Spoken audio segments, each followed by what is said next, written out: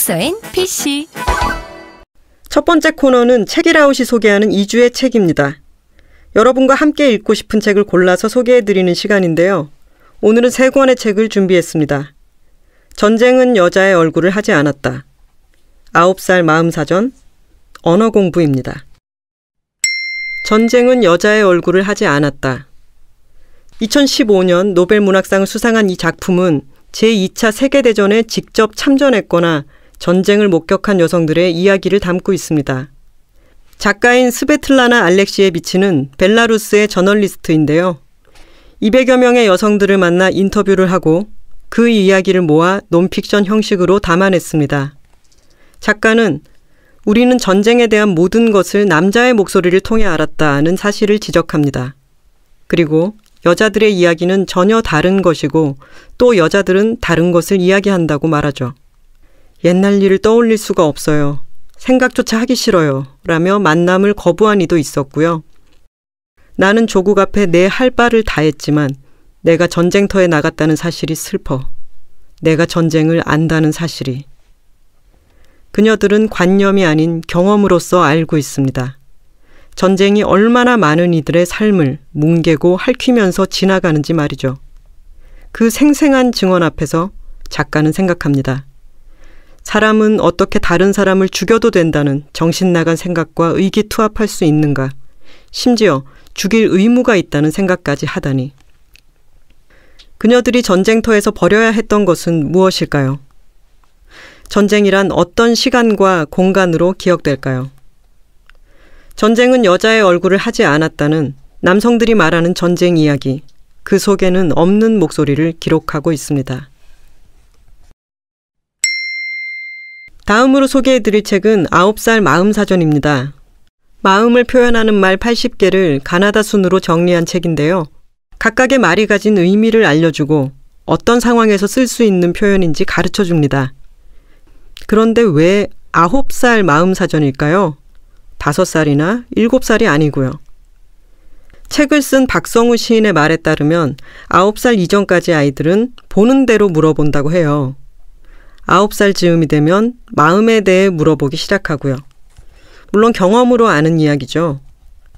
박성우 시인의 딸이 9살 되던 때에 쓰여진 책이거든요. 시인은 눈에 안 보이는 것을 눈에 보이게 써주면 되겠다는 생각으로 9살 마음사전을 썼다고 합니다.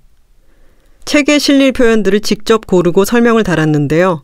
아이들이 읽으면서 지루함을 느끼지 않도록 쓴 문장과 함께 그림이 수록되어 있어요. 김효은 작가의 작품들인데요. 부드러운 선과 색감으로 이루어져 있어서 따뜻한 느낌을 안겨주고요.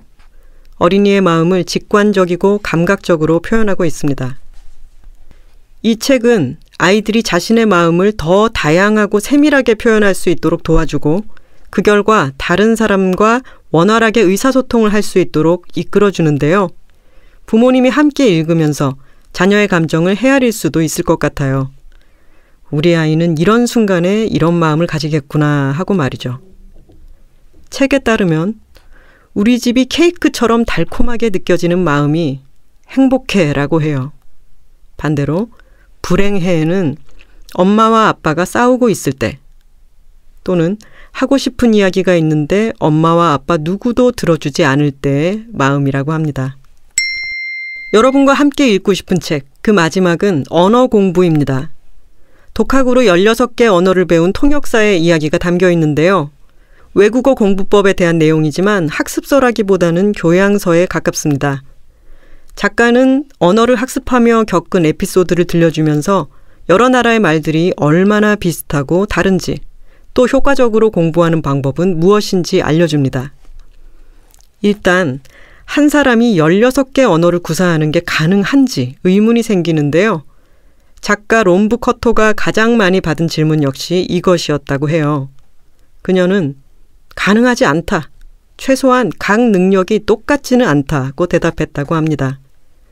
모국어처럼 자유롭게 쓸 수 있는 언어가 있는가 하면 정독하는데 긴 시간이 필요한 언어도 있다는 거죠.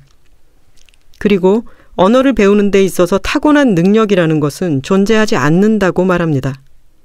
언어를 성공적으로 배우는 데 결정적인 역할을 하는 것은 흥미와 그를 뒷받침하는 동기, 인내심, 성실성이라고요. 롬브 커토는 2003년 94세이기로 세상을 떠났는데요. 생전에 이야기하길 공부라는 것이 버거운 짐이 되기는커녕 마르지 않는 즐거운 샘이 되어 주었다고 했습니다. 실제로 86의 나이에도 히브리어를 공부했다고 하네요. 이 책의 초판이 1970년에 출간됐으니까 다소 오래된 책으로 느껴지는 것도 사실인데요. 하지만 롬브 커토가 들려주는 외국어 학습법이 낡은 것은 아닙니다. 독학으로 언어를 학습하며 터득한 통찰력과 경험자만이 들려줄 수 있는 구체적인 공부법이 담겨 있기 때문입니다. 오늘 소개한 책은 모두 예스24와 BC카드 홈페이지 독서앤BC 페이지에서 확인해 보실 수 있습니다.